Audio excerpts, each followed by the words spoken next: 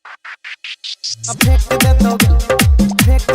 धक्का धक्का धुइयां ला धक्का धक्का धुइयां ला हंगा सोगे धक्का धक्का धुइयां ला हंगा सब फेंक दे दोगे धक्का धक्का धुइयां ला हंगा सब फेंक दे दोगे। Presented by Chandan Aryan Movies। धक्का धक्का धुइयां ला हंगा सब डीजे अजय मलमल। हाँ हाँ टोली में चोली जब ठेक जतोगे टोली में चोली जब ठेक जतोगे धक्का धक्का धुइयां ला हंगा सब फेंक देतोगे धक्का धक्का धुइयां ला हंगा सब फेंक देतोगे। माइनस में प्लस जब सट जतोगे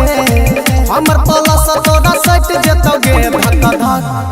धक्का धक्का धुइयां ला हंगा सब फेंक देतोगे धक्का धक्का धुइयां ला हंगा सब फेंक देतोगे धक्का धक्का धुइयां ला हंगा सब फेंक देतोगे धक्का धक्का धुइयां ला हंगा सब फेंक देतोगे धक्का धक्का धुइयां ला धक्का धक्का धुइयां ला हंगा सब धक्का धक्का धुइयां ला हंगा सब फेंक देतोगे धक्का धक्का धुइयां ला हंगा सब फेंक देतोगे धक्का धक्का धुइयां ला हंगा सब फेंक देतोगे। हे गेहूं भाज तो बेकार तो चढ़ल जवानी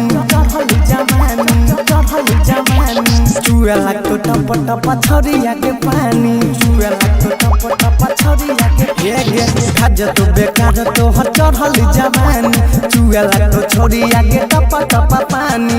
देह तो हर पूरा सेक देतोगे देह तो हर पूरा सेक देतोगे धक्का धक्का धुइयां ला हंगा सब फेंक देतोगे धक्का धक्का धुइयां ला हंगा सब फेंक देतोगे धक्का धक्का धुइयां ला हंगा सब फेंक देतोगे धक्का धक्का धुइयां ला हंगा सब फेंक देतोगे